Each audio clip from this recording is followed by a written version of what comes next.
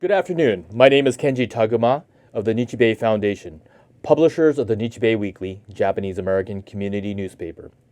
On behalf of the Nichi Bei Foundation and Friends of Hibakusha, I'd like to welcome you to our virtual remembrance of the 75th anniversary of the atomic bombings of Hiroshima and Nagasaki.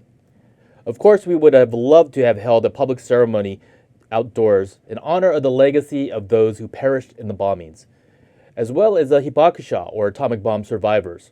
But due to the current coronavirus pandemic, unfortunately, we were unable to. Still, we felt compelled to recognize the occasion as best as we possibly could, as we strive to give voice to the hibakusha and their urgent desire for peace. Hi, my name is Jerry Honda of the Friends of Hibakusha, which is developed to support the group of atomic bomb survivors, including supporting the biannual medical visits by doctors from Japan, who provide medical checkups and consultations with hibakusha in America. We are proud to present to you this wonderful program featuring 3 exclusive interviews with hibakusha, 3 short films on the atomic bombings, including the world premiere of Ashes of Nagasaki by award-winning filmmaker Emiko Mori, created especially for today's program, an Interfaith Ceremony, a virtual exhibit, and the interaction of hibakusha and their descendants. You will also have an opportunity to participate in the Litany for Water offering from the comfort of your own home, a moving ceremony that closes today's program. This amazingly collaborative program was put together in just over 2 weeks, but we feel that we have a deeply meaningful program to honor the hibakusha, many of whom may be witnessing their last major milestone, commemoration of the bombings. We are not here to debate the use of the bombs, as the war brought out the evil in all corners of the world, whether it be the Jewish Holocaust at the hands of Nazi Germany or the military atrocities of the Imperial Japan. This is not the space for such debate. Rather, we wanted to offer a solemn occasion to reflect upon the dangers of nuclear devastation and the urgent need for peace in these turbulent times. The world has not witnessed a nuclear attack in 75 years, largely due to the collective voice of the hibakusha. But what will happen once they're all gone? This is what makes today's program all the more important, to educate ourselves by listening to those with the moral authority to let the world know firsthand about the dangers of nuclear holocaust.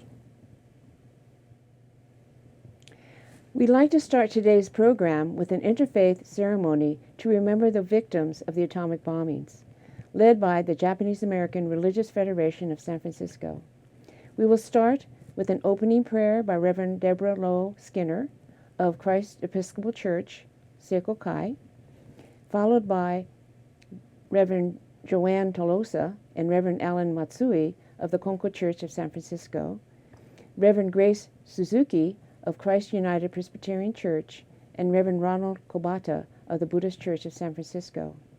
This ceremony was recorded on Wednesday, August 5th, to coincide with the exact time of detonation of the atomic bomb of Hiroshima at 4:15 p.m. Pacific Time, 8:15 a.m. August 6th in Japan.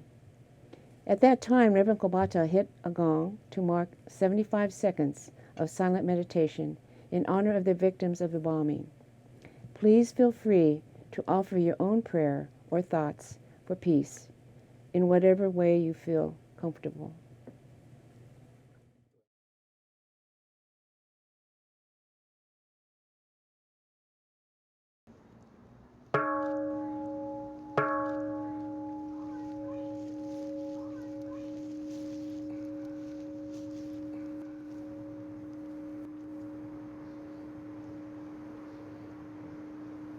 Dear God, on this historic commemoration, we gather together as sisters and brothers of various religions.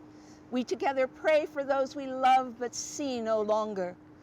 We pray for the hundreds of thousands who we do not know, all of whom died in the atomic bombings on August the 6th and 9th in 1945 in Hiroshima and Nagasaki.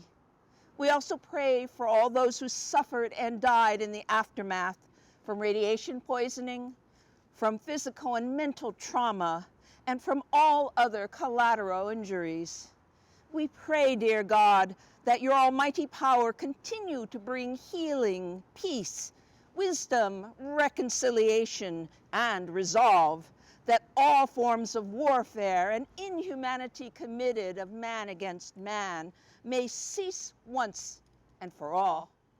In the death and resurrection of your Son, Jesus Christ, you, O God, showed us that life is precious and has the possibility of ever being renewed and transformed, even out of the ashes and after the cataclysmic tragedy and loss.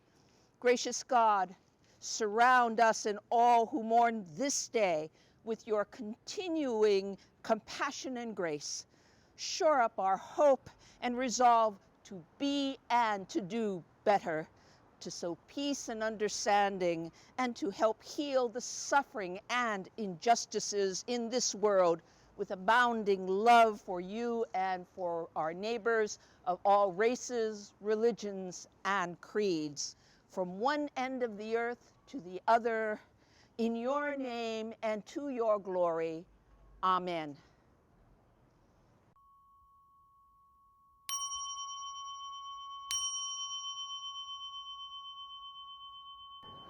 Hi there.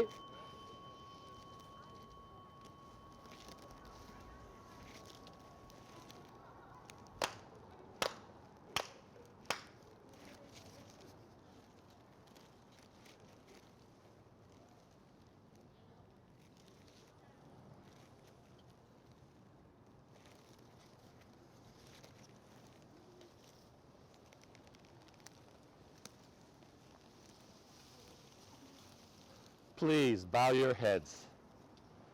Let us purify ourselves by letting go of our negative thoughts and emotions.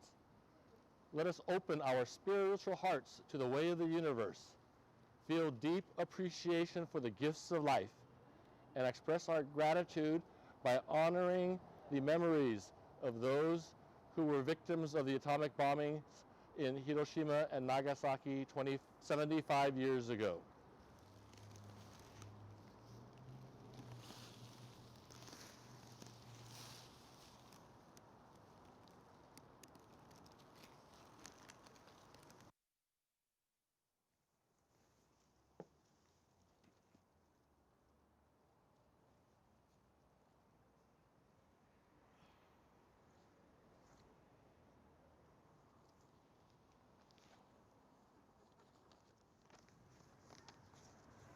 Let us bow our heads in prayer.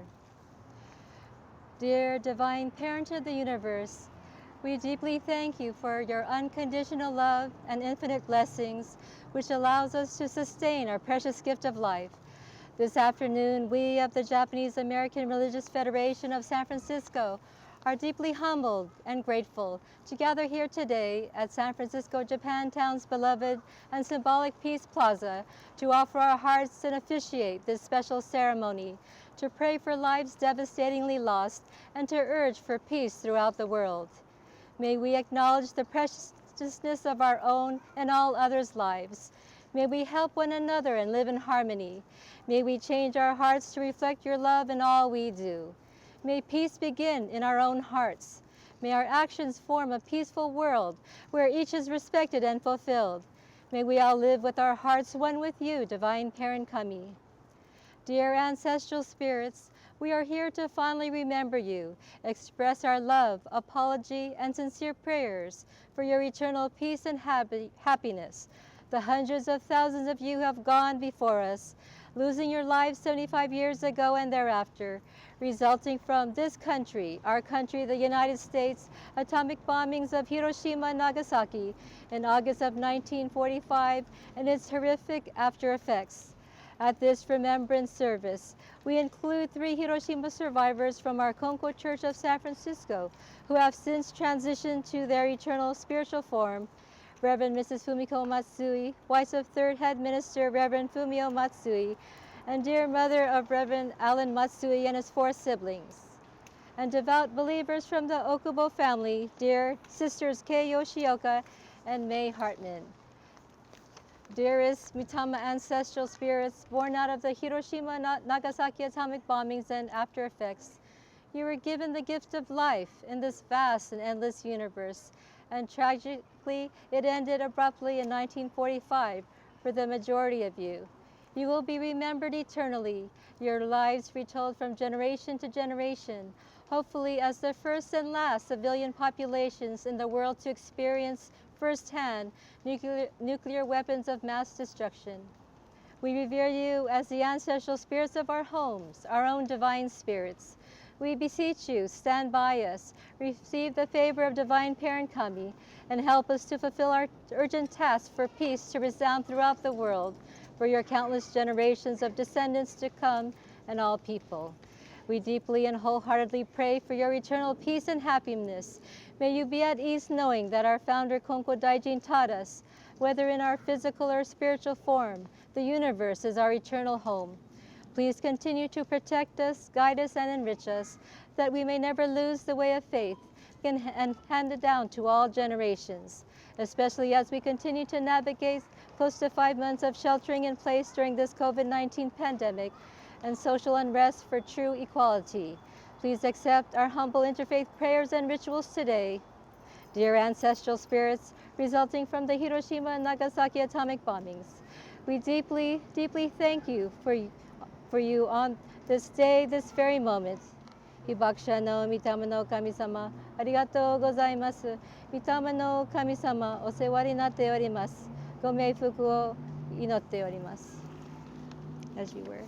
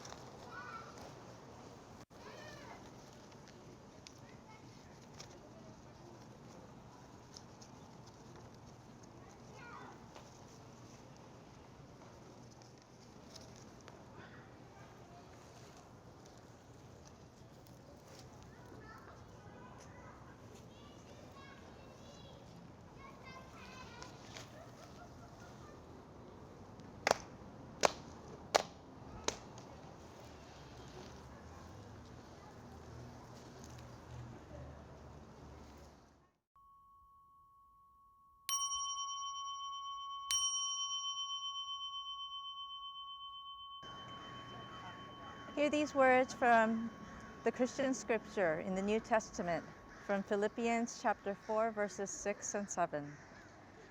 Don't be anxious about anything. Rather, bring up all of your requests to God in your prayers and petitions, along with giving thanks. Then the peace of God that exceeds all understanding will keep your hearts and minds safe in Christ Jesus. Would you please pray with me the prayer that is adapted from a prayer written by William G. Sinkford. Gracious God, like most traumatic scars, the ones that are found in Hiroshima and Nagasaki are permanent, reminders of the terrible damage human beings can inflict. Similar scars can be found in the hearts and souls of people around the world who understand this terror. Scars of grief, sadness, fear, and even shame. None of these scars promise an end to war and devastation. Instead, they serve as a reminder of healing and renewal, of a return to life. Gracious God, Spirit of life and love, help us to see our scars, those we have created, those we are called to witness, and those we can soothe and heal. We are grateful, deeply grateful for the buds and blossoms that even the most scarred offer as a revelation to the world. And especially on the 75th anniversary of the atomic bombs that were dropped on Hiroshima and Nagasaki, we renew our commitment to peace, individually, collectively, and globally. To peace within, which calms our anxieties and fears. To peace between, which overcomes differences, animosities, and conflict. And to the great peace, beyond even our understanding, that is your gift and which we attempt to be stewards of for the world. Amen.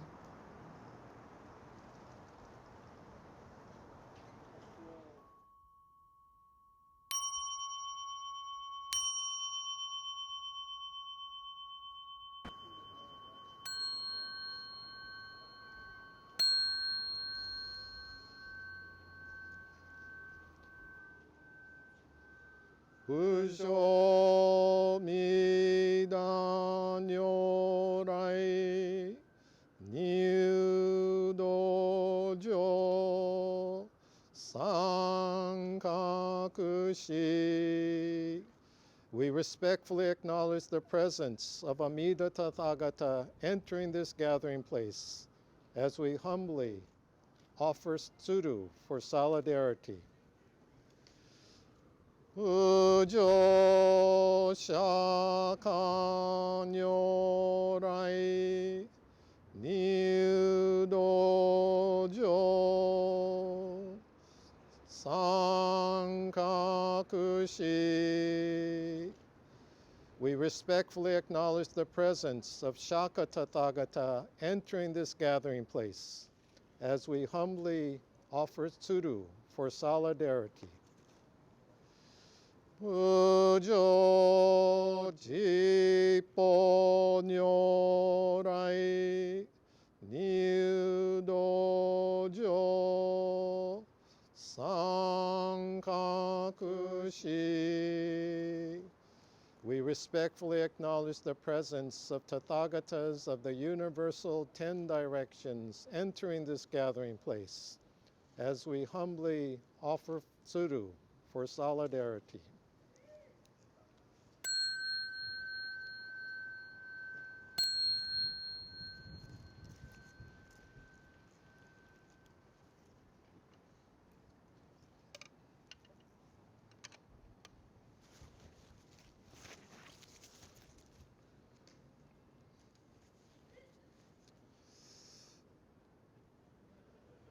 The statue dedicated to Sadako Sasaki at the Hiroshima Peace Park has the inscription, "This is our cry, this is our prayer, peace in the world."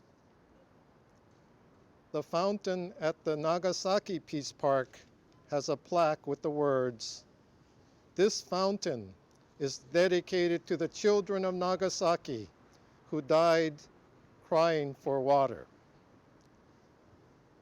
75 years ago, soon after the most horrendous acts of human insanity, the use of atomic bombs over Hiroshima and Nagasaki, the United Nations was established here in San Francisco to conceivably prevent the recurrence of these events and realize a truly harmonious and cooperative world.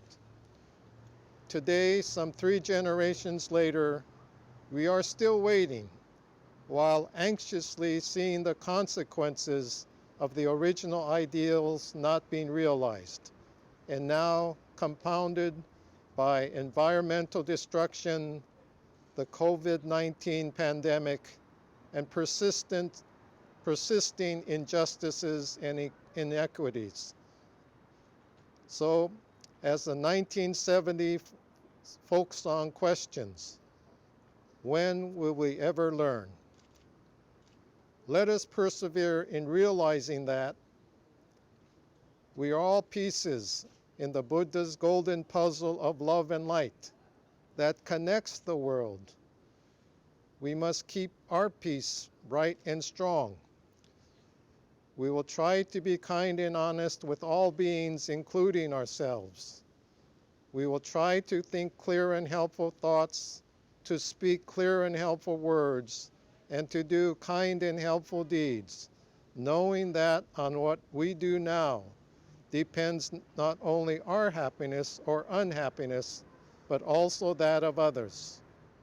May every piece in the Buddha's golden love puzzle of love and light become bright and strong, and may we all realize and become perfect peace, P-E-A-C-E, personally experiencing awareness, connecting everything.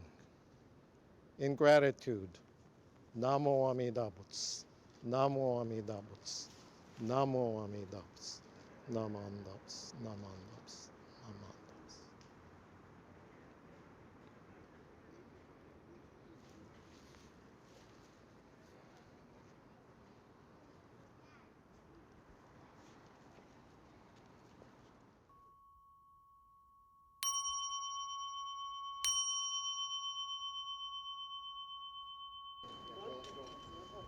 At this time, we will now be striking the ceremonial gong that will coincide with the striking of bells in Hiroshima, Japan at 8:15 a.m.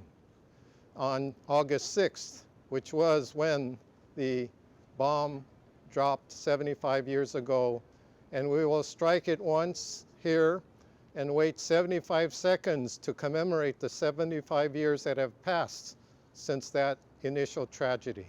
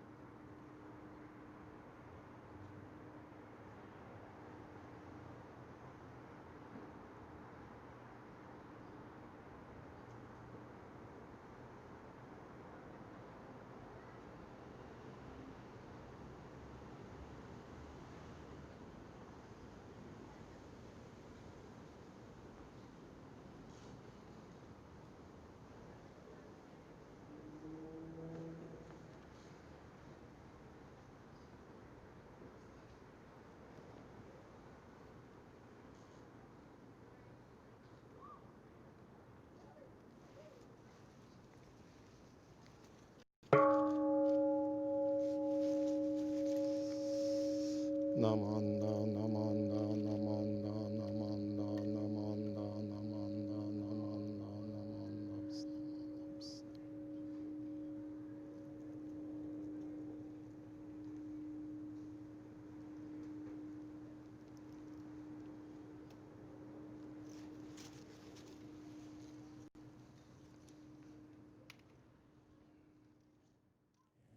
Seiko Fujimoto was only 3 years old when she was relocated from her family's home in Kuda City with her younger brother to live with relatives in Hiroshima in the early days of August 1945. Just a few days before the atomic bombing of Hiroshima changed the course of their lives. When the bomb hit, her aunt, uncle, and cousin instantly perished. And all of a sudden, she and her younger brother, only 1.5 at the time, were on their own. He eventually perished in 1948, leaving Seiko with a strong sense of survivor's guilt. Now 78, Fujimoto lives in San Francisco, Japantown, where she serves as the executive director of the Japanese Benevolent Society of California, which manages the Japanese cemetery in Colma. We now present to you an excerpt of the first of 3 exclusive interviews with hibakusha, Seiko Fujimoto.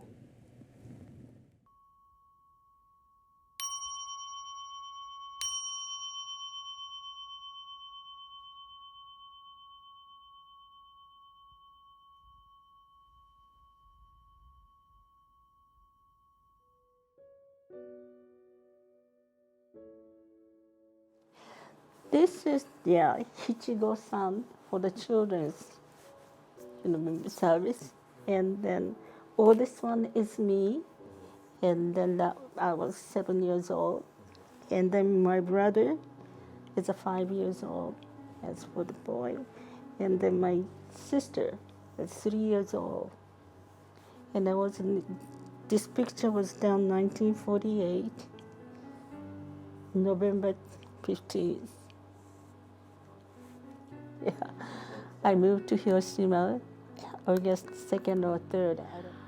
I was up because we always up earlier in the morning, and then we had a dog. I remember now, we had a dog. I was watching something coming down. That I remember. You know, like a balloon or something. I don't know exactly what they are. I was looking at it, and then because my cousin left to go to school to Hiroshima Station, and then my uncle also went for the work. Never saw them again. I understood from the doctor when they came here at the visit, and then I mentioned it, and he said that 2 kilometers. 2 kilometers. I only remember was the wind so strong. That's about it. And the next things I knew, I wasn't sure where I was going or anything. I really hold on to him, and he was just year and a half or so. It's everybody is running toward the river and then different ways. So I was too small, and then I understood from the nurse that people who are, escape, they brought you here. And then I only remember at the time was a lot of people were, never screaming or anything, that mourning with the pain, and then everybody had a white things. When you get the burn, they get the white thing. The nail burning, and then the meat burning, that smell, I still have it in my nose. Very much so. I think you have to be there. You have to be there to feel the pain. The pain is not easy to explain.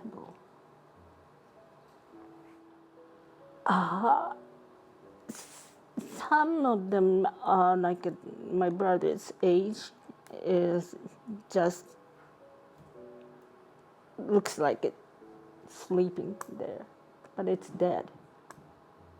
Later on, I found out because that I used to tell my mother that baby was very good, doesn't move much, sleep, and then their side is the mothers too. And then, because I'm too young to know what is the death anyway. So this is it. This is the original. And I was very lucky to have kept it myself.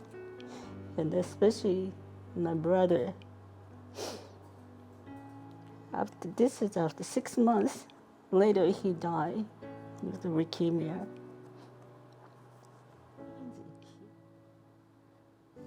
So much of the pain, and then they have to die. And after that, like me, I arrive, and I have children, and then I enjoy with the children and the grandchildren. But my brother had never chance to, and they always, I feel so guilty. Even if I buy something, I should buy this one. My brother didn't have any chance to. he wanted to have a watermelon. But sure now, whole year we have a watermelon. At that time has to be in the lily season. And then June is another season to have it. And then Tokyo doesn't have any that field there to make it.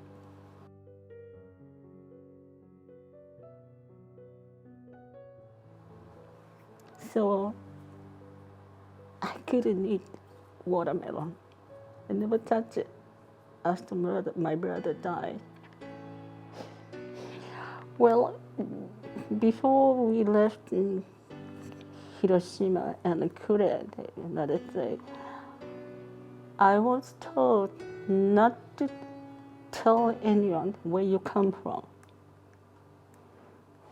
You are not allowed to say anything about Hiroshima. And we couldn't understand why, but that was the word from my parents.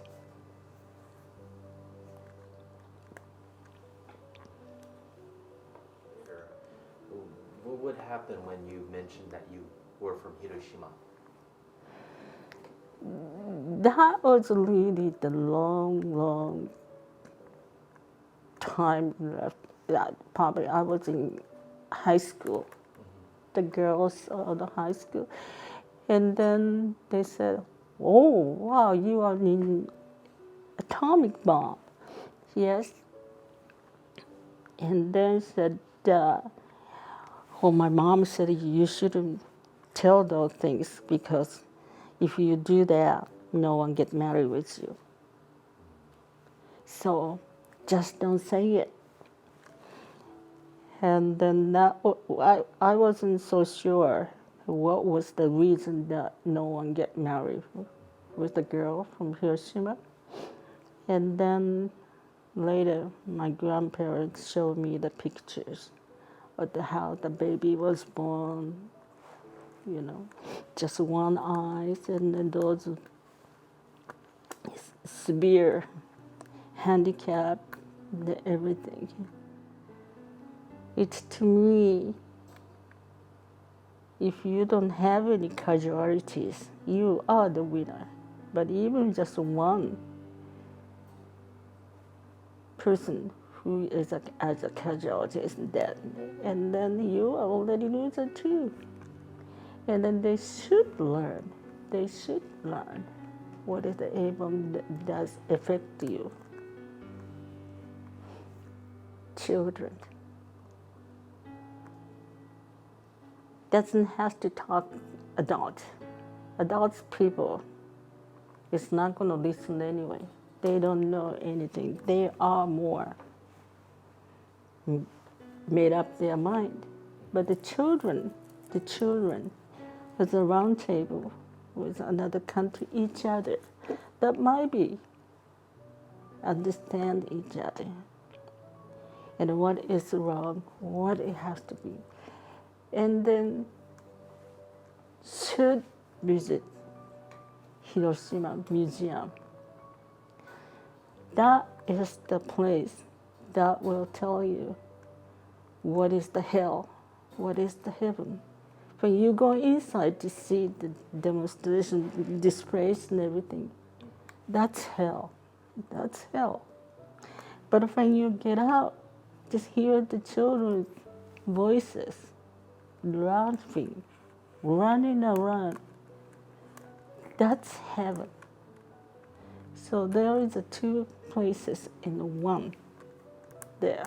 And all the children should have a chance to go. Every country's children should go.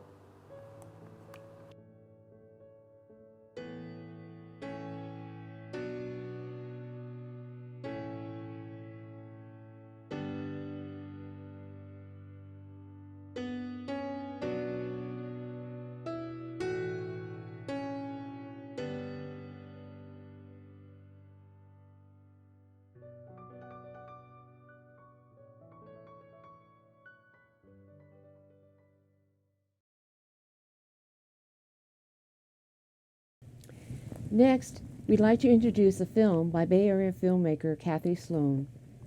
In the 2008 film Witness to Hiroshima, Japanese citizen Kenji G, using 12 watercolors he painted in 2001, recounts his experience in Hiroshima as a 17-year-old soldier, hours after the atomic blast. Through the use of animated still photographs and Mr. Tsushiya's narrative, the film depicts the horrors Tsuchiya witnessed and the aid that he and others offered to the burned and dying victims he encountered. Out of such sorrow, the film segues into the beautiful story of how and why Mr. Tsushiya came to devote his life to preserving the life of the horseshoe crab.1945年の8月6日ですが、朝、招待長殿の用事、食事を持ってまいりましたと、兵舎の中で。 Today we're talking with Mr. Keiji Tsuchiya, who is a Hiroshima survivor. We're going to be hearing his testimony that accompanies 12 panels of watercolor pictures, which he drew for the first time from his memory 5 years ago. This is fairly common among hibakusha, that right after the events they are very closed, quiet, not talking about their experience, not expressing it in really any form. Before he drew these pictures, he had never done any kind of watercolor paintings, but these are pictures that come from his memory of that day and from those weeks he was doing relief just immediately after the dropping of the bomb.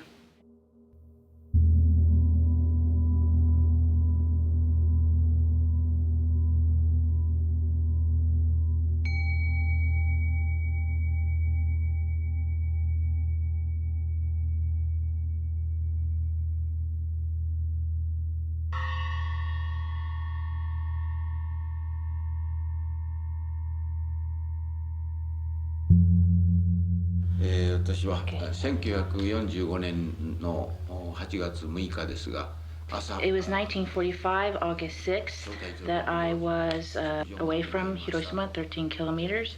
And on that morning, I was running errands and getting the meal for my captain. He was in the military. And in a loud voice, I was announcing, "I've done my chores and I'm bringing you your meal." And his hands were in the air and he was handing over the tray. And it was at that moment there was this intense flash and a very loud sound. And the sound was so intense it shook the barracks, the windows and the walls. And they everyone was screaming, or there was an announcement, escape, take cover. And so I ran outside. And from outside, I could see across the water Hiroshima, and there was this cloud boiling up into the air and over the city. And then I remember distinctly hearing very softly, a slight cry of help. I could hear the words, "Help me, help me." And I could also hear sounds like pachi, pachi, pachi, pachi, pachi. These are all my fellow troop mates. Then my unit proceeded to have lunch, and it was an unusual lunch because we had horse meat. It's the first time I'd ever eaten horse meat. So I ate a lot of food, and then at 2 o'clock, we packed up hardtack and water. And our captain said, "We're moving out." We got onto a boat and then arrived onto the land in Hiroshima. その時はもう昼間なんですけど、暗くなって。 It was right, middle of the afternoon, but it was really dark out, and first thing that came to me was the smell of burning flesh. There's so much debris on the ground that we had to make roads in order to proceed through. And I saw people walking on the street with their skin hanging down off their arms and hands, and they looked like ghosts. And these are the people with their hands in the front of them, with the skin coming down. Then when we proceeded farther in, we would see people who were trapped or pinned underneath trees and stones. And we saw that in most cases there were blood coming out of their eyes and their ears and their mouth covered with, their bodies covered with blood. So there's just rubble everywhere, and from that rubble there came many, many fires. And we would hear people screaming, "Help, help me." And we would go to those places and try to pull the people out from the fires and lie their bodies down in these open areas in long lines. I would hear them screaming, "Soldier, please give me water. Soldier, please give me water. I don't care if I die, just give me water." And sometimes I would be able to give them water, but as soon as I did, they would become cold. Their bodies would become cold and they would die. It eventually, of course, got dark, and then it was nighttime. And when we came in the morning and looked, there wasn't one person who was still alive.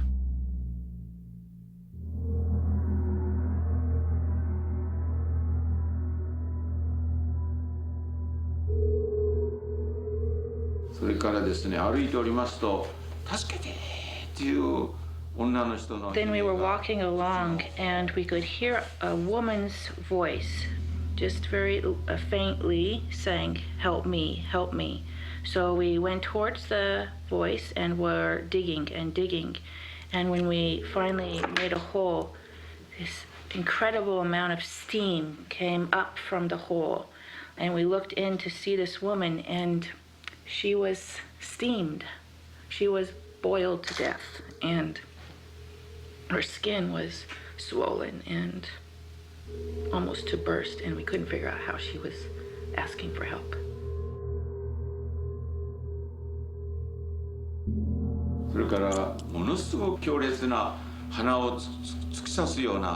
And then all of a sudden we were attacked by this incredibly putrid smell.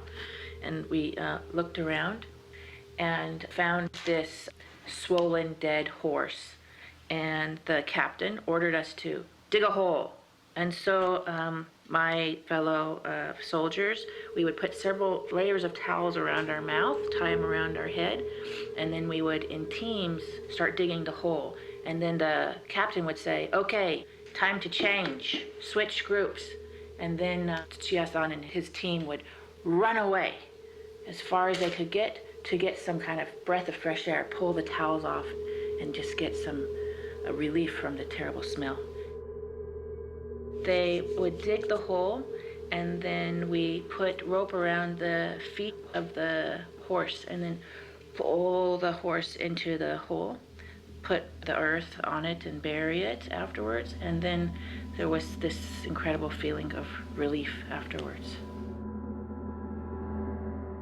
Then as I was walking along the street, I saw these 20 lines just going straight down the street, and I couldn't figure out what it was. So then I kept walking and came upon two completely charred black bodies, and realized that what I was seeing was the traces of the fingernails, and that they had, in their desperation, tried to pull themselves along the road. And it looked to me like they had come from the nearby elementary grounds area and maybe had been teachers there. I remember that everywhere we would go, we would see rocks, pieces of wood, even something written on the ground, and there were messages everywhere. Some of them saying, "I'm at this place, please come here."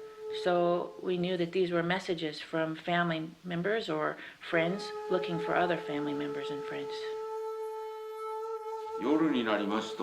At night, we were busy with the work of cremating the bodies of the corpses. And so we would put them on a fire, and I would see their souls go out with blue flames. So these are their souls. 乾パンと水を I also remember that we were rained on with black rain, and we would eat our hardtack and water, and we slept outside. And so it was on several occasions that I remember the black rain falling down on us as we were doing our work. In the Ota River, there were lots of bodies, and that's because in the blast or the flash, it was extremely hot and people just jumped into the river. The men were face up often, and the women would be face down. And in teams we came with stretchers, and we would carry them out from the river onto the land and put them onto bonfires, stacks of wood, and cremate them. But before we would do that, we would take off a kind of cloth identification, which they wore during the war a lot of times. They had something sewn on their clothing. So if they had that, we would take that off and record it. And then each of us would salute the cremating person, and then we would go get another person. In one day, I think we probably cremated about 60 people each day for about 1 week. いよいよ1週間が Then it was my last day before I was going to be released. I was going to be able to go back to the base, and I was just kind of walking aimlessly about when I came upon a completely burned body. And when I looked more carefully, I saw that at his feet there was a lunchbox that had rice and soybeans in it. And all of a sudden I just poured out these painful, angry tears. And I couldn't stop crying, and I looked up to the sky, and I asked God, how can you let such a cruel thing happen as this?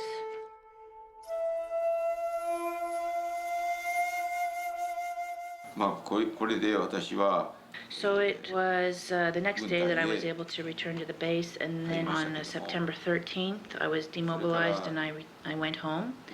By this time, already, I was bleeding from the gums, and I had nosebleeds. My hair was falling out, and my intestines were in bad shape, and I had persistent diarrhea.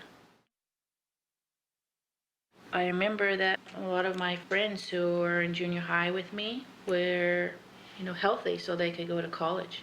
And it was a really hard time for me because I couldn't go to college. I wasn't healthy enough.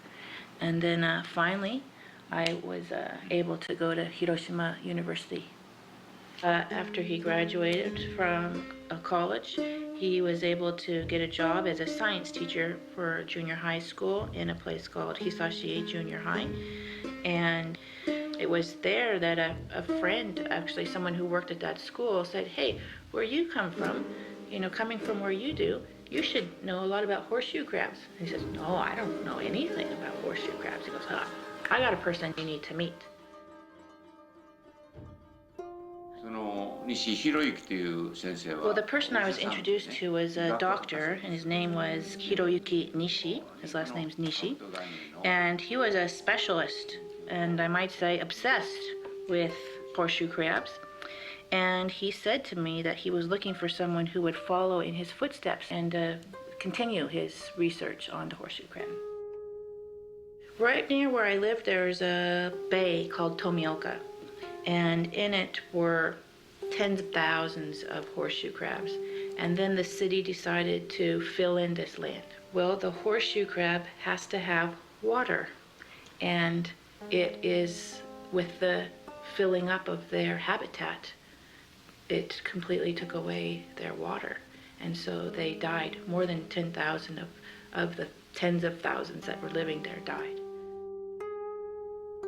When I first learned from Dr. Nishi that in the kabutogani needs water, when it needs water, it will work its hardest to try to find it. It will try to pull itself together to try to keep as much water inside liquid inside its bodies. But when it finally, too much water has dissipated, it kind of just falls open and dies. And when I heard this story, something came into my ear. Soldier, please give me water. Soldier, please give me water. a soft, faint cry that I heard over and over again in Hiroshima. The dying words of people, I think, are the same as the horseshoe crab. And at that moment, I decided that I couldn't just leave this alone. I couldn't just walk away from Dr. Nishi, and that I had to do my best to collaborate with him.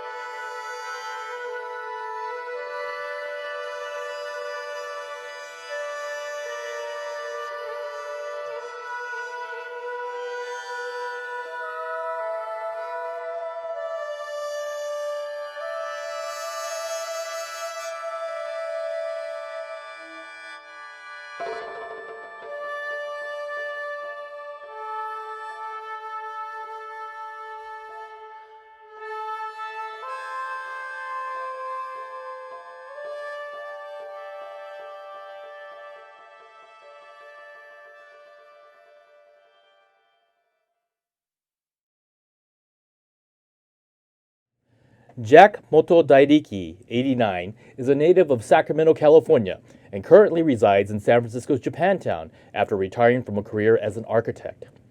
He traveled to Hiroshima, Japan in August of 1941 with his father during summer vacation to visit his ailing grandfather. But they found themselves stranded there for the duration of the war. As a 14-year-old student, he was conscripted to work for the Japan war effort, Gakuto Do-in, at Toyo Factory from January 1945 until the atomic bomb was dropped on August 6, 1945. On that fateful day, because of the bombing raids, his commute was delayed by 15 minutes, which ultimately saved his life. He still recalls that day of horror with vivid memory. Here is an excerpt of an interview conducted with Jack Dairiki.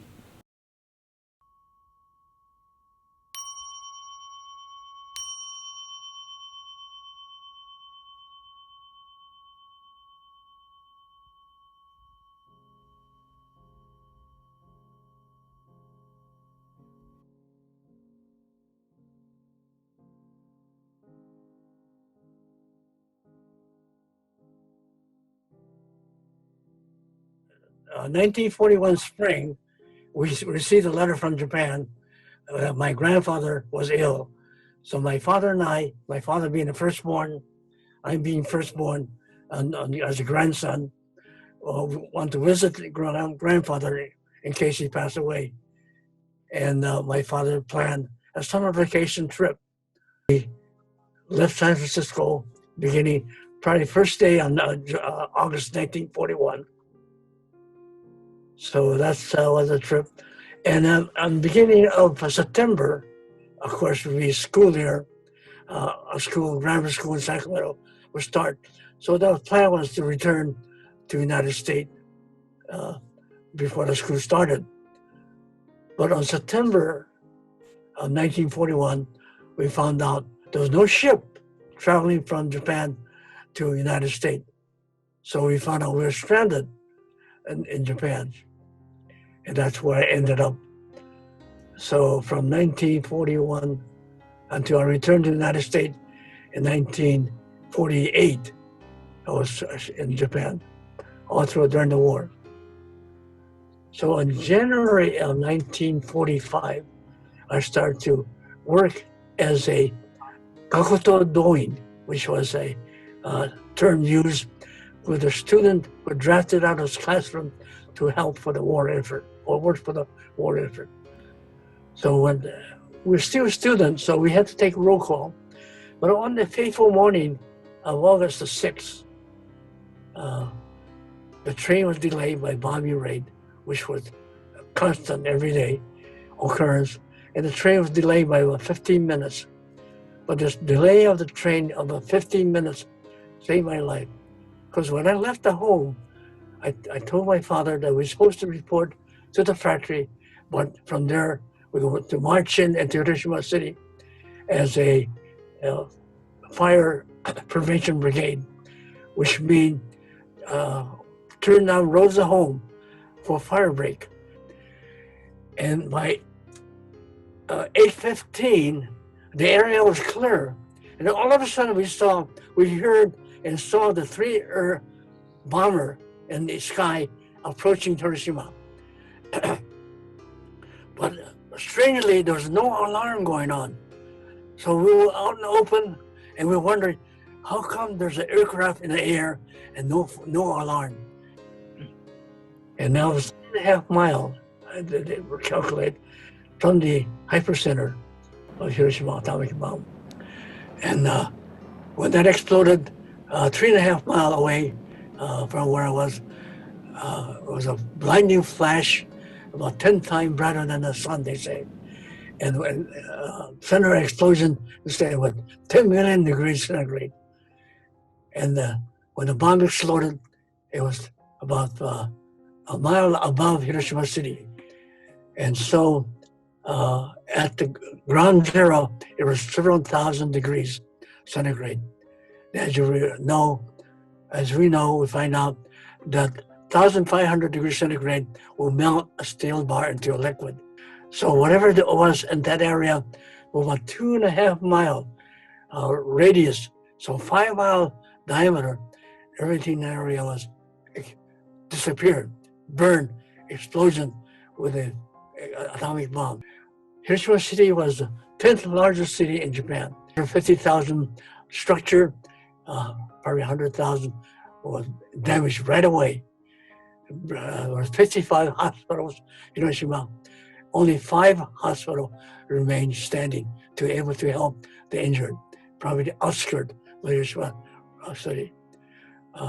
There were 200 doctors in Japan on the Hiroshima, and only 5 survived to help. And there was 270 nurses. Only 70 nurses survived to help the injured. When the explosion happened, I fell down to the ground instinctively, covered my ears, not eyes and ears. My eyes are 4 fingers, my thumb in the ear. This was trained to do because if the bomb fall nearby you, a regular bomb, the explosion will cause a vacuum. It will take your eyeballs out and damage your eardrum. So this is what you do to protect yourself. And now when I opened my eye, I couldn't see a thing. There was dust and smoke in the area.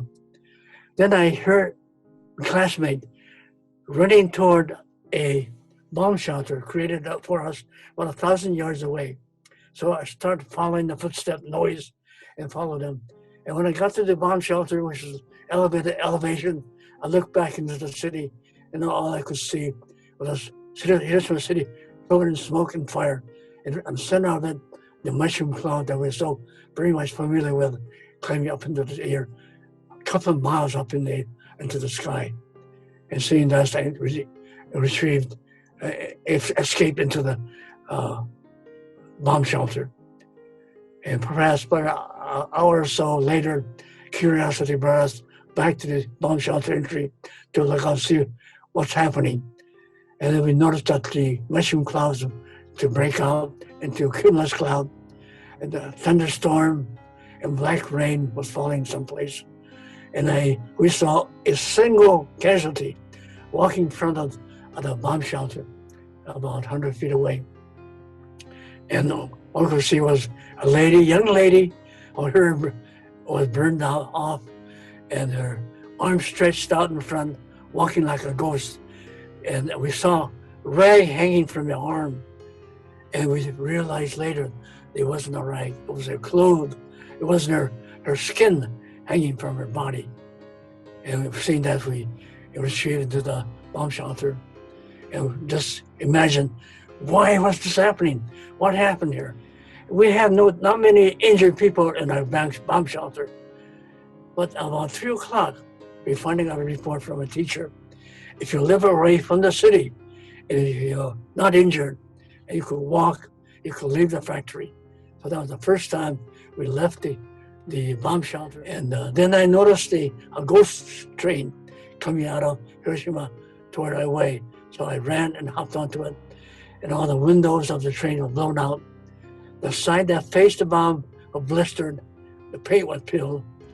And when I looked inside, all the chairs in the train was scattered by the blast, and people were asking for help, first aid, water, but I had nothing to offer them. So I decided I'll walk home, and start to walk the 10-mile distance home. And my first question was, where's Father? He said, he went to look for you first thing in the morning. I never saw him. So, investigating the house, nothing was damaged, but all the doors was on the floor. It's mostly 90% sliding doors. So we were able to use the house intact. And after dinner, Father came home at 9 p.m. and he told us what happened to him. He went to the factory to inquire about the students, and the factory was just a chaos. People running around in a circle, and he couldn't get any answer. So he assumed I went marching into the city with the class. So he went to the bridge to cross into the city, but the MPs stopped them. Nobody to enter because people were escaping from the city. The fire was burning, and Hiroshima City will burn about 3 weeks. So he said, walking through the city, it was like walking through hell. And the river, there were 7 rivers in the city, and most river was covered, 99% covered with dead bodies floating on the river. But people trying to escape the fire and the heat, jumped into the river and drowned. And that's what he reported when he came home. But one thing we noticed that my aunt was missing. She left that 7:30 train early enough to get to her working spot. Third day, miraculously, they came across a young lady of a 19-year-old. And when they called her name, she didn't really answer, but she just groaned. And looking at her, she looked like my aunt. So they brought her home. It was fortunate it was my aunt. And they tried to take her for a burn, but there's no doctor or hospital available. So what my grandmother did was make baked potato, make it into mashed potato, use the mashed potato as a bandage and cover the burned area. 50% of my aunt's body was burned. So to this day, she's 96, 95, 96 now in the States.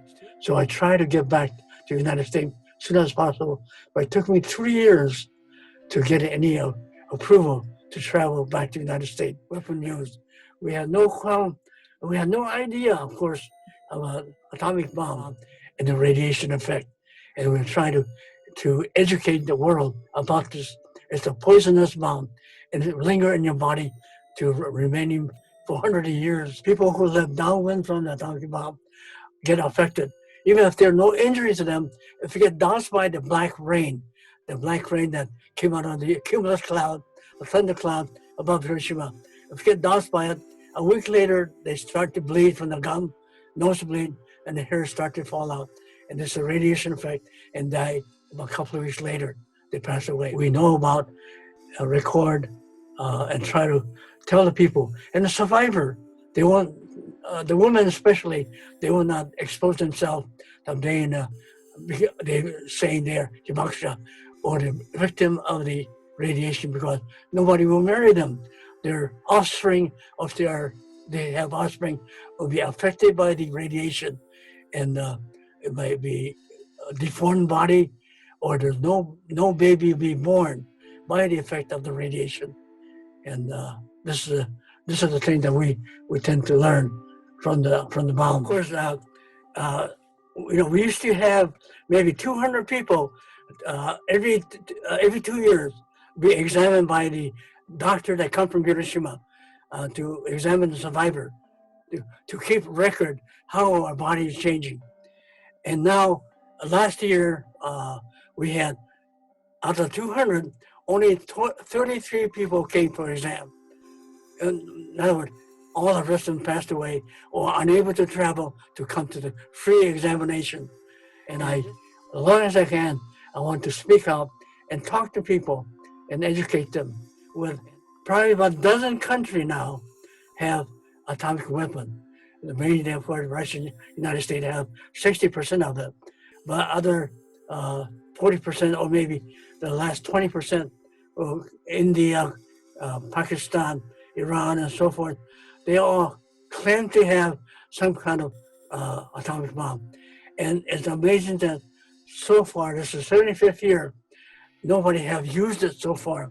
And we hope it never happened, because once the bomb is used, then the earth is just going to disappear.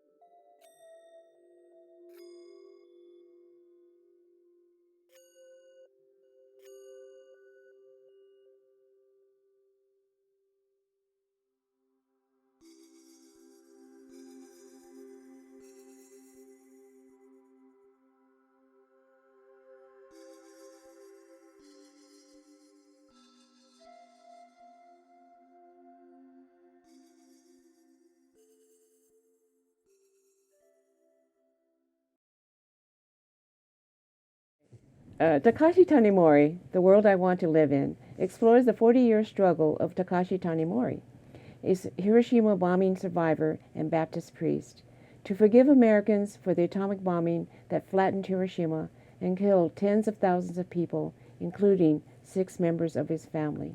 The film, by Jason Cordes, then a student at Salesian College Preparatory High School in Richmond, California, was one of 15 finalists of the White House Student Film Festival.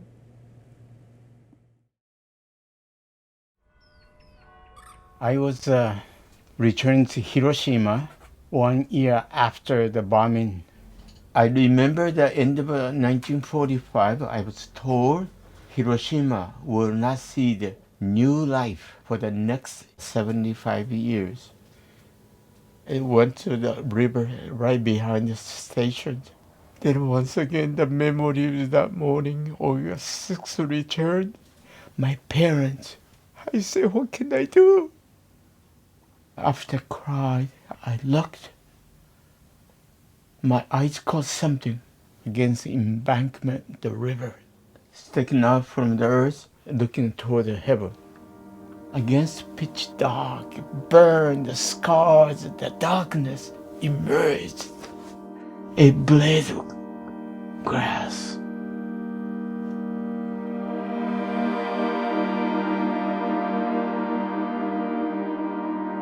Yeah, many of us in such a hopeless situation. If you say the peace can ever be established, I have something to say to you. This is the simplest way to make the world safer, peaceful place. Learn to live for the benefits of others first. Then we all benefit. That's what my daddy said. I came to America to avenge my father's death, but took 40 long years of my struggles. Then I found revenge gets revenge, anger gets anger. I think peace can establish. You could have peace start in your own heart.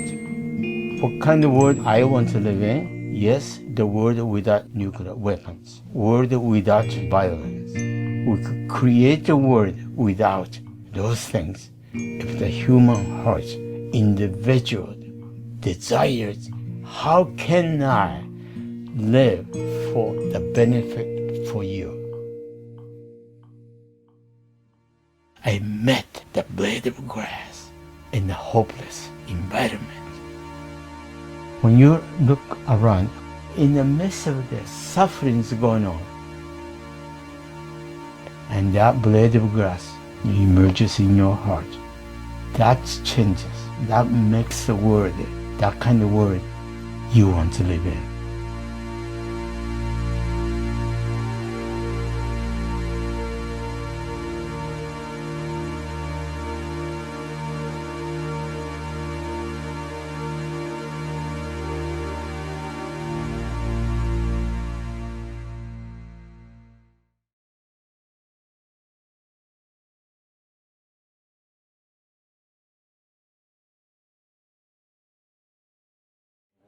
Next, we will have Dr. Anthony Brown, leader of the Asian American Orchestra, introduce 1945, A Year of Infamy, a specially commissioned piece for the 70th anniversary of the atomic bombings 5 years ago. His introduction will run immediately into No More Hiroshimas and Nagasakis, a virtual exhibit produced by Max Nihei of the National Japanese American Historical Society, featuring images from the 40th anniversary of the bombings in San Francisco in 1985 by noted community photographer Isao Tanaka, and related artwork by local artist Lillian Wong. Greetings, everyone. I am Anthony Brown, the director of Japantown's Grammy-nominated Asian American Orchestra. In 1984, I went to Japan to visit family in Tokyo. During that trip, I made a pilgrimage to Hiroshima to visit the memorial and museum. I can and will never forget that experience. In 1994, I was commissioned by the Asian Heritage Council to compose a collaborative work with San Jose Taiko to commemorate the 50th anniversary of the atomic bombings of Hiroshima and Nagasaki.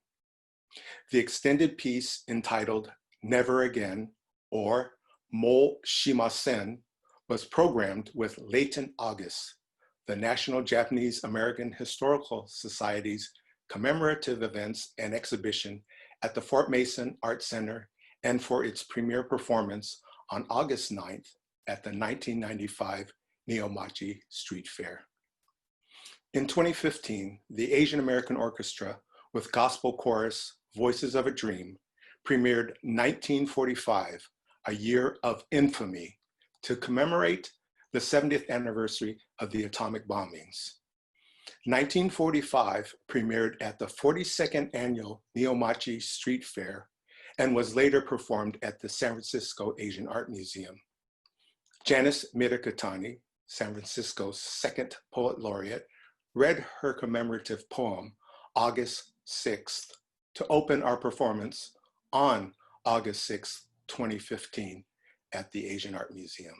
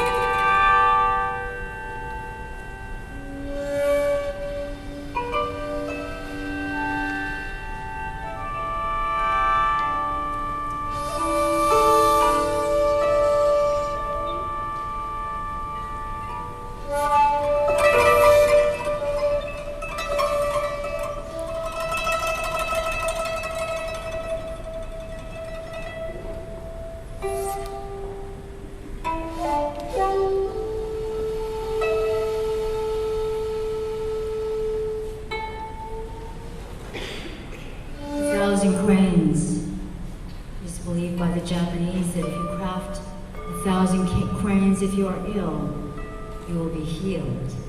And this is in memory of Sadako Sasaki, who attempted to create 1,000 cranes because she suffered from the consequences of the atomic bomb. I learned that she had to make these cranes in Hiroshima from paper that was not available, from Band-Aid packages and hospital supplies, and the cranes became so small they were no bigger than my fingernail, and she had to make them with needles. But she was so courageous and so determined to live. She has become the symbol of all the children who were killed during the bombing of Hiroshima. August 6th. Yesterday, 1,000 cranes were flying. Hiroshima, your children still dying. And they said it saved many lives. The great white heat that shook flesh from bone, melted bone to dust, and they said it was merciful. Yesterday, 1,000 cranes were flying. Obachan, my grandmother, offered omame to her radiant Buddha, incense smoking miniature mushrooms, her lips moving in prayer for a sister they found tattooed to the ground, a fleshless shadow on Hiroshima soil. And they said, Nagasaki. Yesterday, a woman bore a child with fingers growing from her neck, shoulder empty. And they said, the arms race. Today, 1,000 cranes are flying, and inexpensive waiting rooms of Hiroshima, California, are blood counts sucked by the White Death. And they said it might happen again. Tonight, while everyone sleeps memoryless, the night wind flutters like 1,000 wings. How many ears will hear the whisper, Hiroshima, from a child's armless shoulder, puckered like a kiss?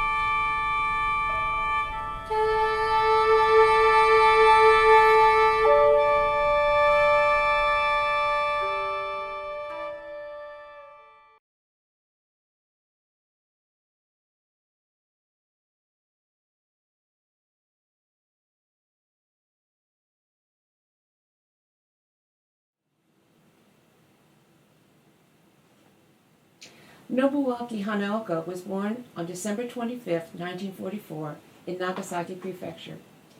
When the bomb was dropped on Nagasaki, he was 8 months old.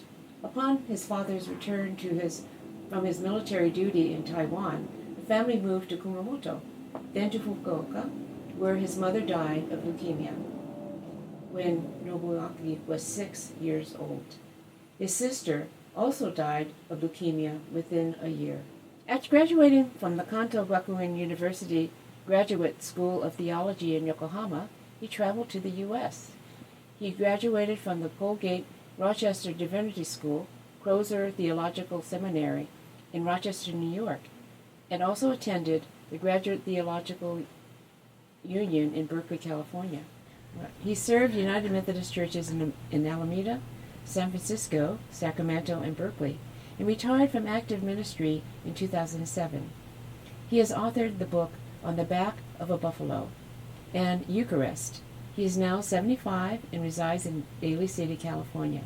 Here is the last of our 3 interviews with hibakusha, Reverend Nobuwaki Hanoko, a survivor of the Nagasaki bombing.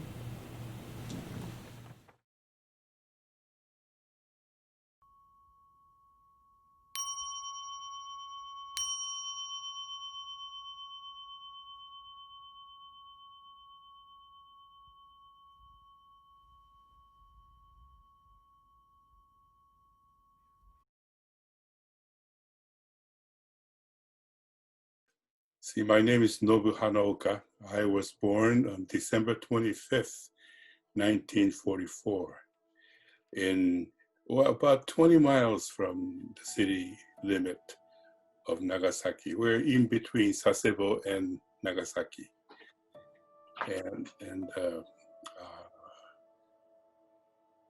So in a way, we are downwinders.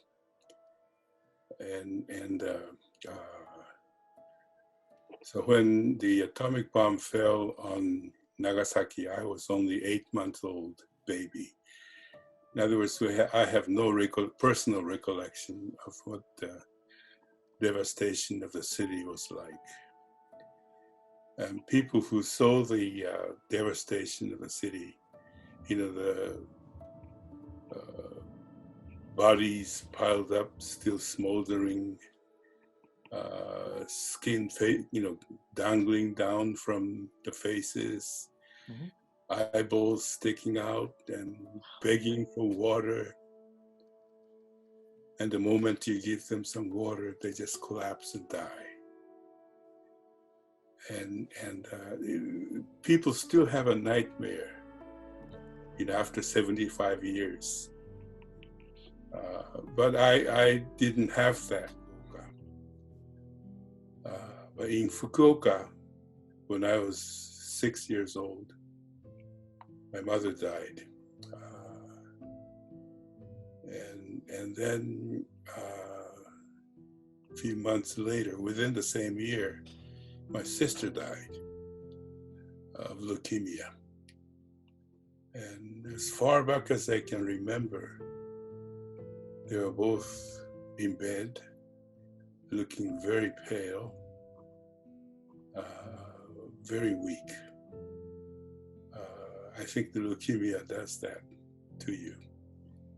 So I don't remember my mother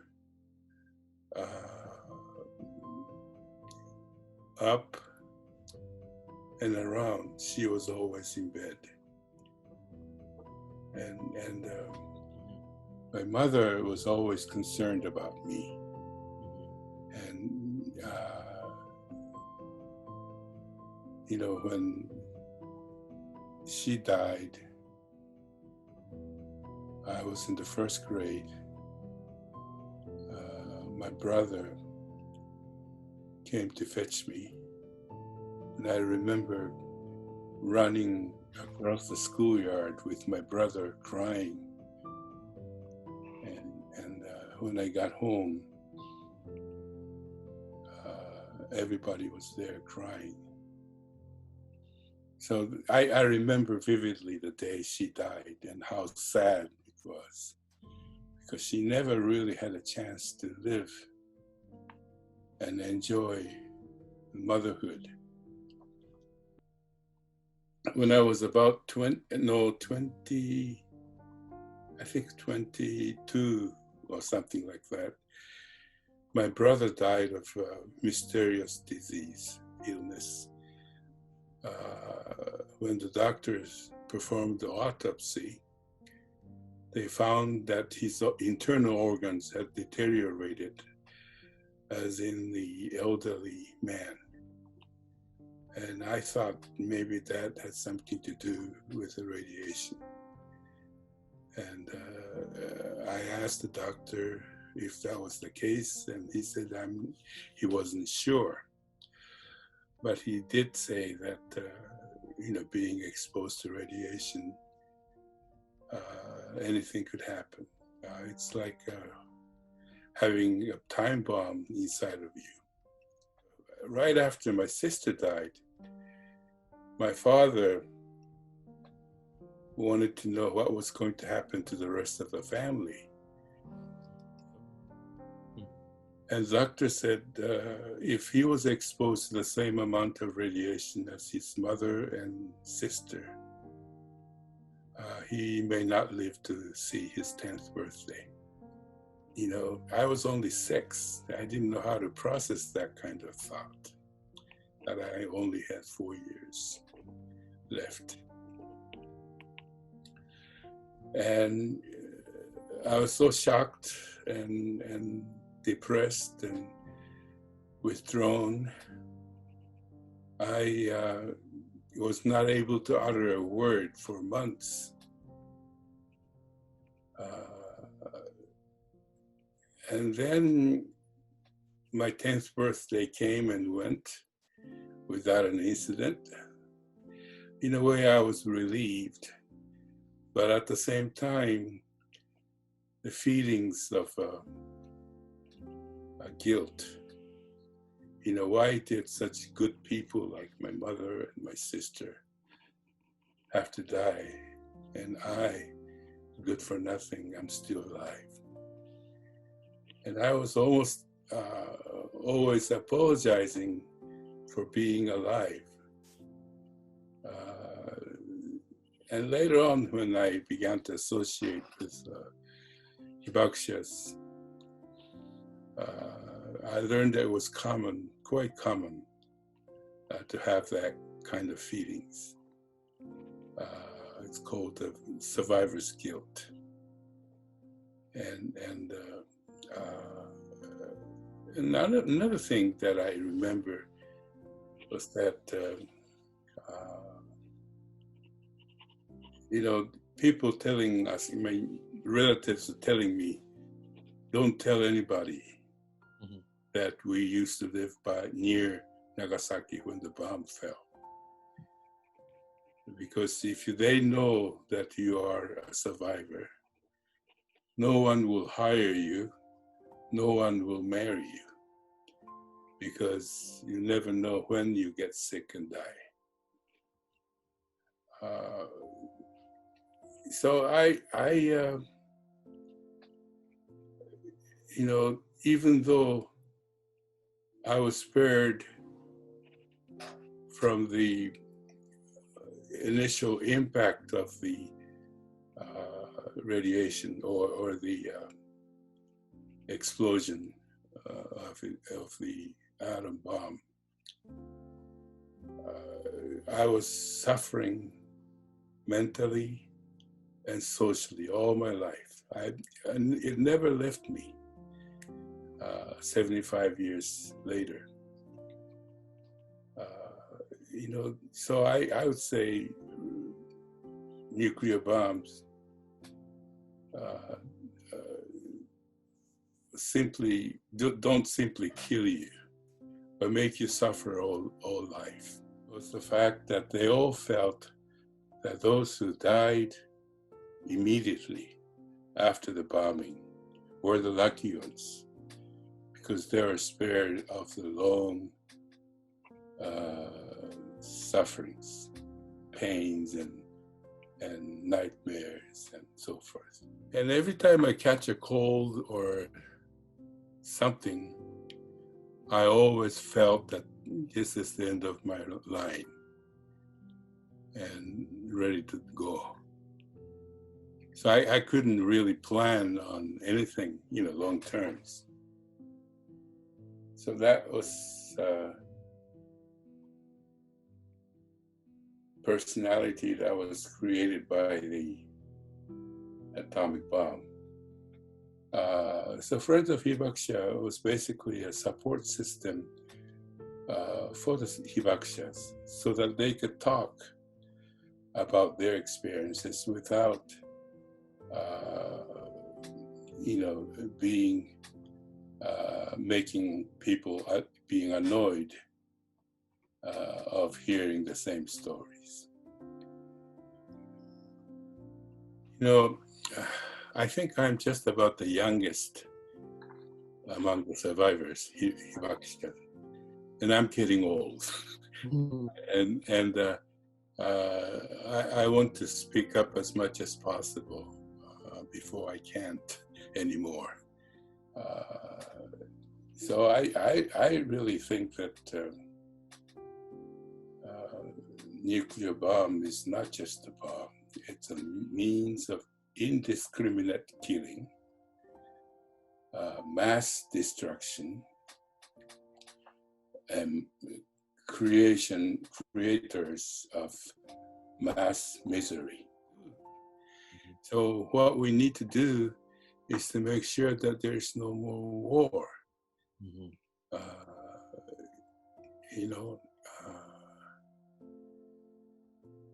We must do everything to keep peace. So, the whole thing is, we have returned to the Cold War era nuclear arms race between Russia, China, Iran, North Korea, US. And I think the United States has to take leadership in, bringing these nuclear states, 9 states in the world now. And, we should gather them to a table of negotiation and start discussing dismantling of all these nuclear arms. And otherwise, anything could happen. People talk about the threat of nuclear weapons or nuclear wars, but nobody can talk about it in personal terms. I can still talk about my death of my mother and sister and my brother. It's personal. We're not talking about nuclear weapons anymore. We're talking about thermonuclear weapons. The thermonuclear weapons are at least 1,000 times more powerful than the conventional nuclear weapons. And it's getting more and more powerful, destructive. And if anything happened, and also Hiroshima and Nagasaki bombs were only 15 kilotons or 20 kilotons. We're now talking about 2 megatons, 3 megatons. That means 3 million tons of TNT. And it'll, if those are dropped in Japan now, the whole archipelago will disappear. And it's not something to laugh about. It is madness that we don't give up these weapons.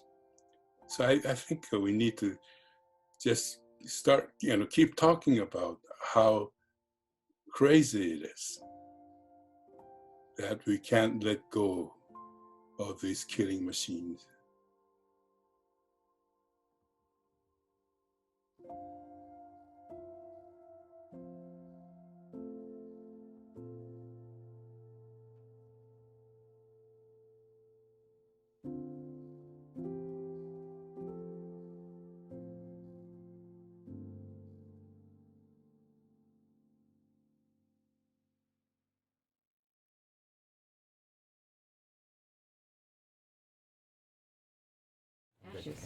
Yeah.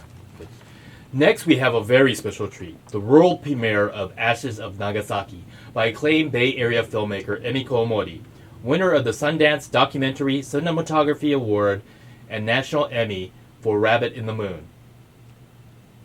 This film follows Jan Chosen-Bei's of the Great Vow Zen Monastery in Oregon as she leads a group of Americans on a pilgrimage to Hiroshima and Nagasaki on the 60th anniversary of the atomic bombings in 2005. Do that again. Yeah.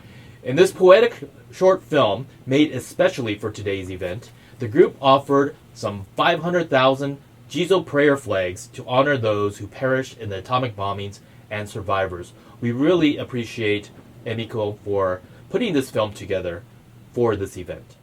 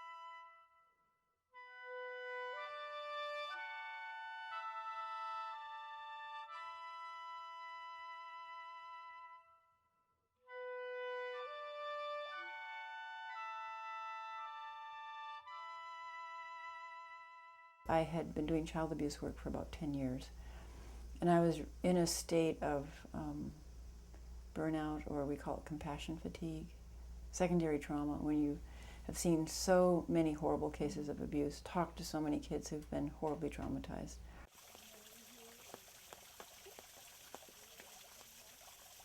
It was a bad year, and we lost 30 kids from child abuse. And most of those babies I had seen before they died. And I talked to their families, and I talked to the nurses who are very traumatized taking care of them. So there was just this huge well of human suffering in here that I accumulated over those 10 years. And I went to this Giso ceremony to remember those 30 children in particular from that one year. But then as I was sitting in this ceremony, and it's done in silence, and you sew a remembrance token for the children who've died.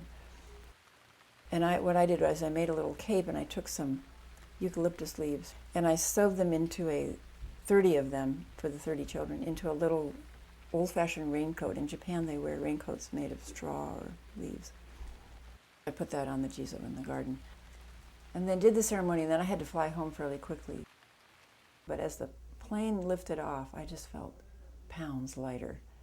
It was like this burden had been lifted from my heart and from my body, from my physical body. And I thought, I don't understand how, but this ceremony is really important, and Giso is really important in the West right now.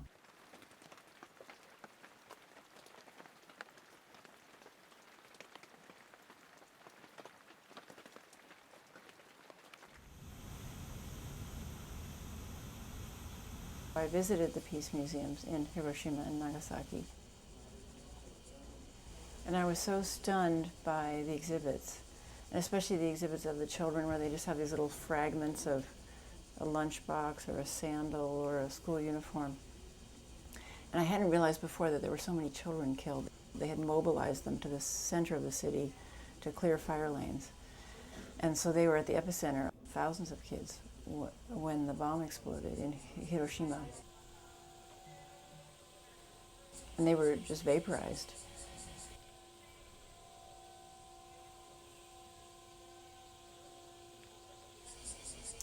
So that's when I decided, well, maybe we could make a Giso for everybody who died. But then I came home and I looked it up on the internet, and it was 270,000 in the first year. It's an estimate, they don't really know, combined in Nagasaki and Hiroshima. So just about that time, Kaz came to the monastery to do a calligraphy retreat. Chosen told me about her ideas of bringing Giso images to Japan.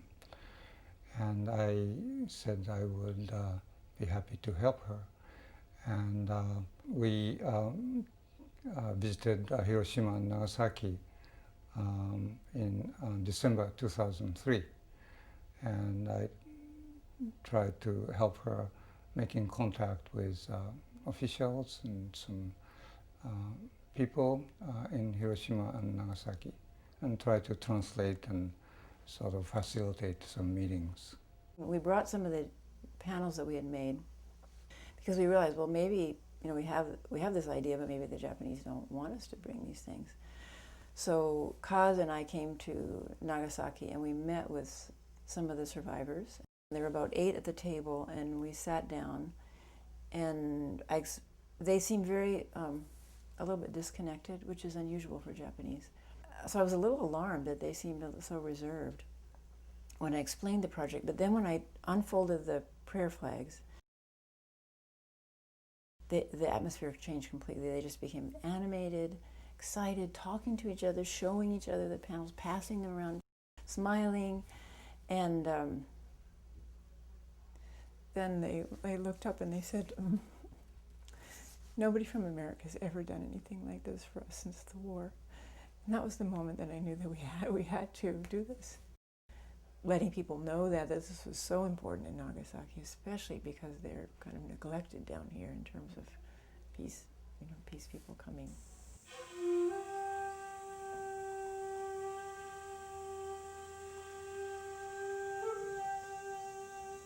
We had a Giso Retreat, and it happened to coincide with the beginning of the Iraq War. Just as the retreat began, the war was turning from uncertain to certain. So the people who came to the Giso Retreat were very distressed. So I thought, well, let's try this out. Let's see if we can make these Giso panels on cloth and see what happens. It turned out to be fortuitously wonderful because the hands-on practice of tracing these Gisos or drawing the Gisos, people actually made handmade stamps and stamped the Gisos.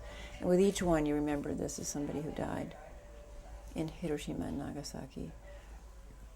Or each one you draw, you remember that. And then when you lift up, when you finish, then you send a prayer for peace in the world. And when you do that hour after hour, and you're chanting the Giso mantra too, it was very, very, very settling. So I thought, okay, this works. One woman took it to 5 prisons in the Midwest. And so she had prisoners making them, including people who were in solitary confinement. 2 men had to draw in handcuffs. So they were in feet shackles, waist shackles, handcuffs, but still they drew 2 panels. And when those panels came to us, I also realized how many Asian people were in prison in America. Vietnamese names, Cambodian names.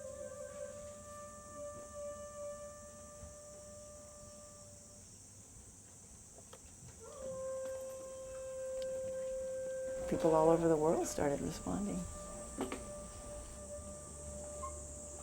At the beginning, we thought this is going to be hard to get 270,000, but we ended up with almost 500,000.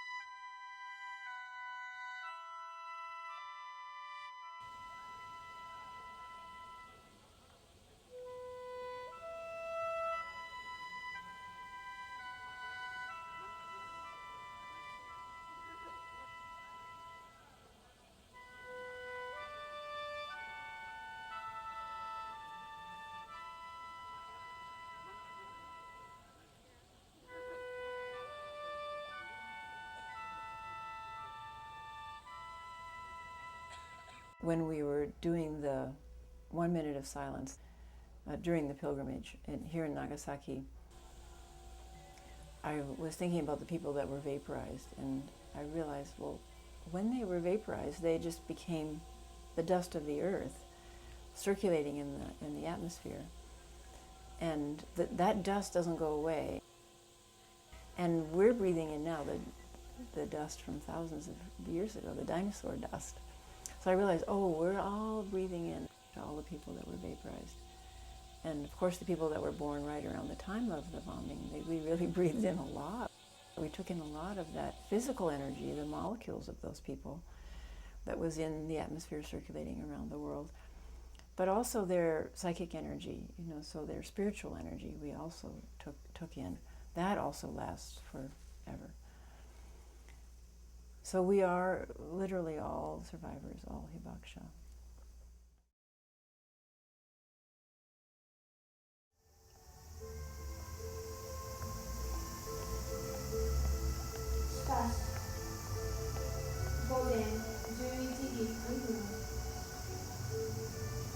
Nagasaki の上空500メートルで原子爆弾が炸裂し、尊い命と笑顔を奪っていったのです。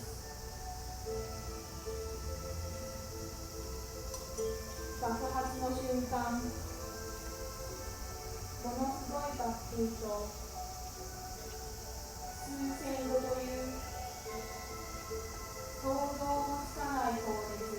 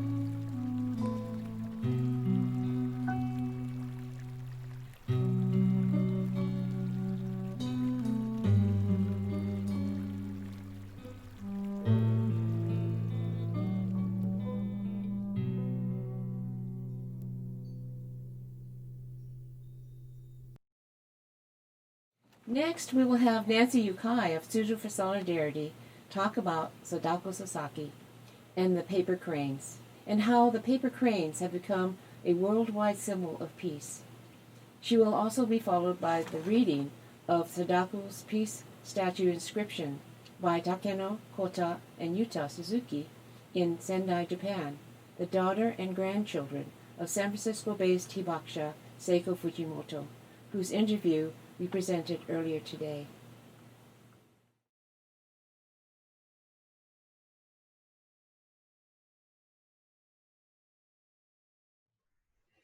On August 6, 1945, when an atomic bomb was detonated by the United States over Hiroshima, A 2-year-old girl named Sadako Sasaki was at home, a mile from ground zero. The family home was destroyed, but miraculously, she was unharmed. Her family members escaped to the river, fleeing the fires through black, sticky rain. It was radioactive. 10 years later, Sadako was diagnosed with leukemia, what people called the atomic bomb disease. When she was in the hospital, she decided to fold paper cranes, following the traditional saying that if you fold 1,000 cranes, you will be granted your wish. Paper was so scarce that Sadako even used medicine wrapping paper to fold cranes. These are 3 that she folded, which are now in the Hiroshima Peace Memorial Museum. She was able to fold more than 1,000 cranes, but in October 1955, at the age of 12, she died from leukemia and thyroid and throat cancer. Her school friends wanted to build a memorial to her and her courage, and to the children who died from the atomic bomb. They started a campaign, and 3 years later, a children's peace monument was completed, with a statue of Sadako holding a giant crane above her head. Since then, children all over the world have folded millions of cranes for peace and to ban nuclear weapons. Sadako inspired a children's peace movement. And one of the ways people know her story has been through children's books. Recently, Japanese American activists and allies have adopted the folded crane as a symbol of compassion and solidarity for refugee children and parents who are confined in U.S. detention camps. The movement is called Tsuru for Solidarity, or Peace Cranes for Solidarity. Cranes are hung on the barbed wire fences of detention camps. Large and small cranes, like a parent and a child, are also folded to show that all children, like Sadako, deserve to grow up in a safe and peaceful world where they are cared for, protected, and loved. これは僕らの叫びです。これは私たちの祈りです。世界に平和を築くための This is our cry. This is our prayer. For building peace in the world.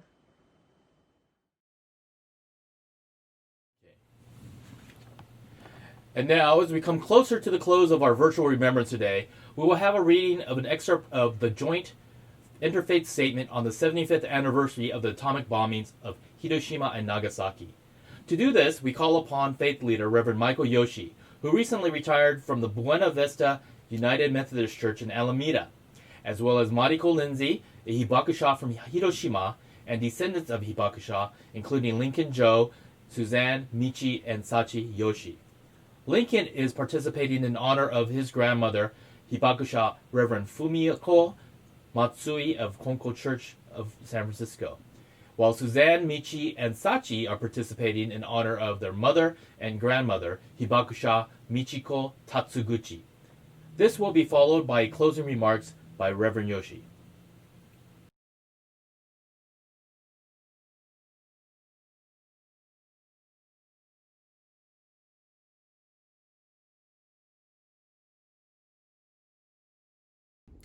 As a wide coalition of faith-based communities from around the world, we have committed to speaking with one voice that rejects the existential threat to humanity that nuclear weapons pose.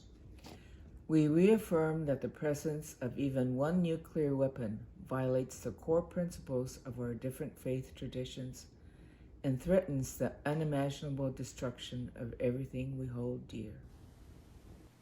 August 2020 marks the 75th anniversary of the nuclear attacks on Hiroshima and Nagasaki. Attacks which devastated those cities, causing up to 213,000 deaths by the end of 1945, and many more in the following years. The attacks inflicted excruciating pain and suffering on both humans and the environment. We are grateful for the global hibakusha survivors who have courageously borne witness Often in the face of intimidation and the recurring tragedy of loss and illness, we must meet the courage of the survivors with our own. We must abolish nuclear weapons forever. We will not forget or ignore the powerful witness of those affected by developing, testing, and using nuclear weapons. We are committed to ending nuclear weapons forever, to honor them and to save our children, grandchildren, and future generations from experiencing what they suffered. As we build a world where equality, peace, and justice are abundant for all, there is no place for nuclear weapons in our shared future. As we close this time together, we invoke the memory of those 214,000 persons who perished in Hiroshima and Nagasaki on August 6th and August 9th, 1945.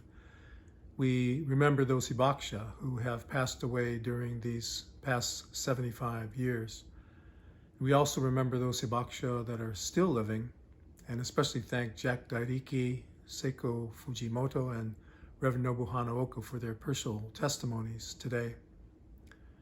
As we remember their stories and the lives of other hibakusha, today we lift up prayers for their continued healing from the trauma of the bombing. And we also lift up prayers that our awareness may be transformed into action so that such tragedy may never happen again to any people upon this planet. In this time of COVID-19, the future of the global community calls for international cooperation and collaboration. And in this time of the movement for Black lives, the awareness of the history and legacies of racism are accentuated not only in this country, but around the world. And so it is with the proliferation of nuclear weapons. It is a moment in which we must learn from our collective history, from the voices of the hibakusha, so that history is not repeated, but that through international cooperation and collaboration, we can share the resources of the world in ways that lead us into a new time in our collective history. But it does seem that history is repeating itself, with the drumbeat of war being sounded by the current U.S. administration against China, utilizing anti-Asian rhetoric in the context of the global COVID-19 pandemic to try to increase nuclear weapons funding. In the Interfaith Statement, focus is given to the 2017 UN Treaty on the Prohibition of Nuclear Weapons, which call for the complete elimination of nuclear weapons. We encourage faith communities and others to sign on to the statement and to educate grassroots on the proposed treaty while staying vigilant during this critical election season. May the voice of the hibakusha be fully heard and understood now and forever.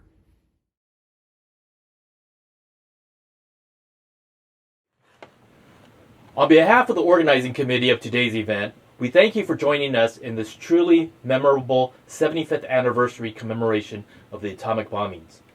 We appreciate you for logging on for today's virtual event to honor our last few remaining hibakusha. We hope that their stories will continue to resonate throughout the world and will provide us with ammunition to be warriors for peace. We hope that their lasting legacy will help us to avoid nuclear destruction by any means necessary. But to do so, it is up to all of us, and perhaps the descendants of hibakusha, to carry their voices for peace through the coming generations. Finally, we'd like to end with a powerful Litany for Water offering, led by our treasured hibakusha, Reverend Nobuwaki Hanoko, a leading voice against nuclear proliferation. He will lead the pre-recorded ceremony with our very own Jerry Honda, with participating members of the Japanese American Religious Federation of San Francisco. During this ceremony, you will have the opportunity to participate in this call to action, guided by the memories of those who are no longer with us. During the Litany for Water offering, Reverend Hanoko and I will make statements to which the clergy will respond to from the audience. We invite you to join the clergy in response. You can repeat these statements marked all in the subtitles below. With your help, guided by the spirits of those who perished, as well as the hibakusha, we hope that we can prevent nuclear destruction from ever happening again. Thank you again for joining us, and now we turn to Reverend Nobuwaki Hanoko to close our program.